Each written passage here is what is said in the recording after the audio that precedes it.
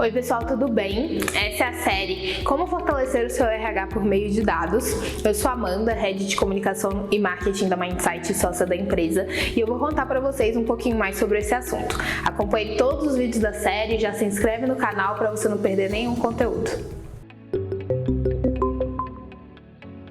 Nesse primeiro vídeo a gente vai falar por que a gente utiliza dados na gestão de pessoas, né?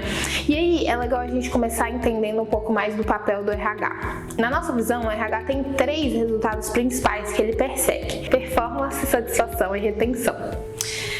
Porque muitas vezes a gente vê o RH como essa área subjetiva, que está ali para dar apoio às pessoas, cuidar das pessoas, e de fato existe uma subjetividade no RH, mas isso não quer dizer que não tenham resultados concretos que a área busque.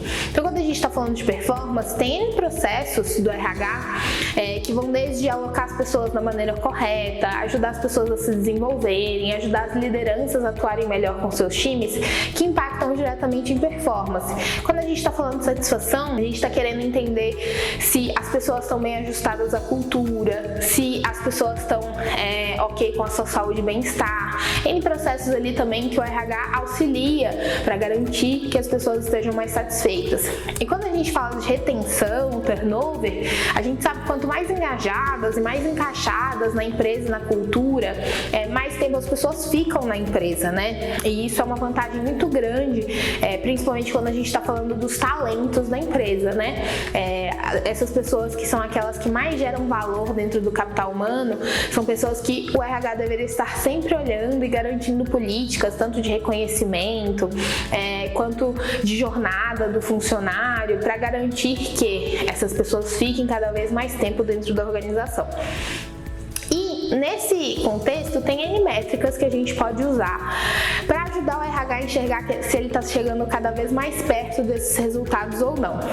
É mais complexo para o RH lidar com isso do que uma área financeira, por exemplo. Uma área financeira, quando ela está buscando resultados, ela tem uma métrica única que ela pode se embasar, que é dinheiro. Então todas as planilhas, todos os dados do financeiro, eles vão ter uma métrica em comum que é dinheiro, e aí fica muito mais fácil de você cruzar essas informações, fica muito mais fácil de você fazer correlações.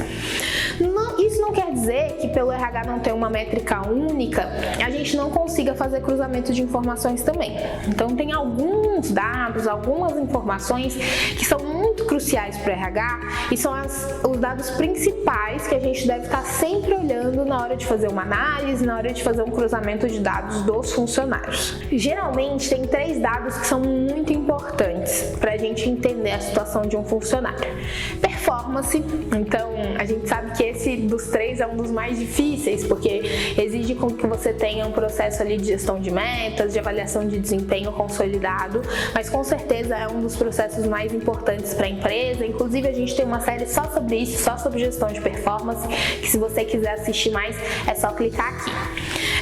Mas quando a gente fala de performance, é um dado muito importante, né, para a gente entender quem são as pessoas que estão sendo mais produtivas para a empresa, quem são as pessoas que não estão sendo tão produtivas, para a gente entender que ações que a gente precisa tomar, desde realocação, desenvolvimento, até uma eventual demissão.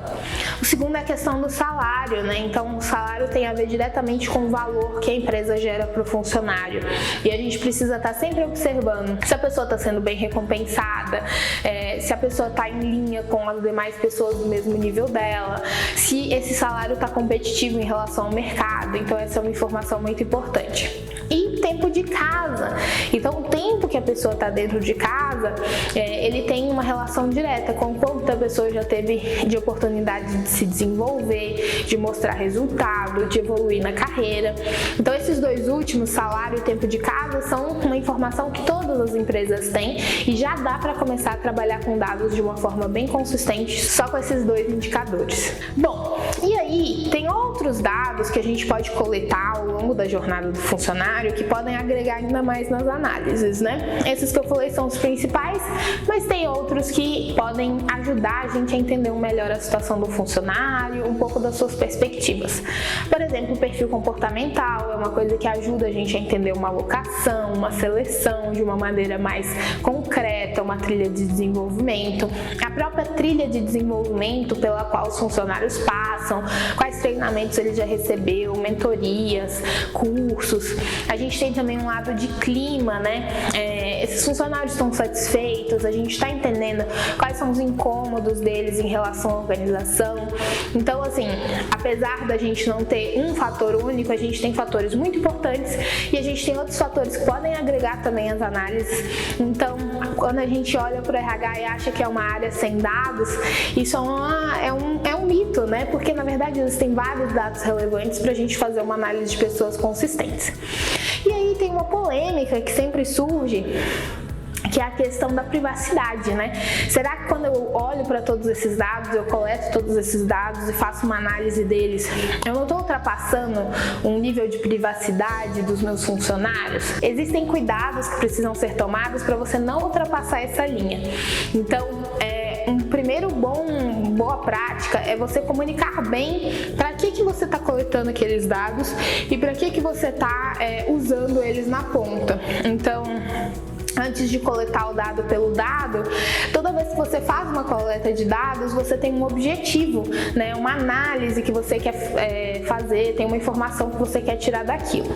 Então é legal que você comunique isso para os funcionários, até para mostrar para eles que todas essas análises servem também para favorecê-los, né? Então a gente quer trazer decisões mais justas para os funcionários, a gente quer aumentar a efetividade da empresa, a gente quer trazer planos de desenvolvimento consistentes.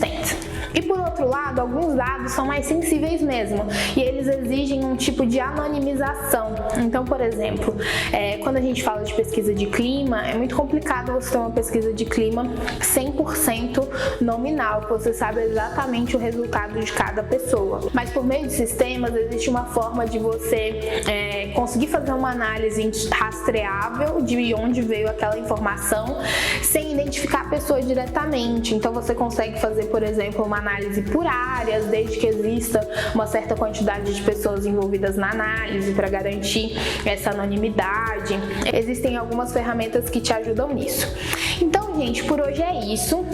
Queria ressaltar que é importante sim a gente olhar para dados, isso vai ajudar a gente a ter mais justiça nos nossos processos e nas decisões, e é sobre isso que eu vou falar no próximo vídeo. Então não se esqueça de se inscrever no canal e eu te espero no próximo vídeo da série.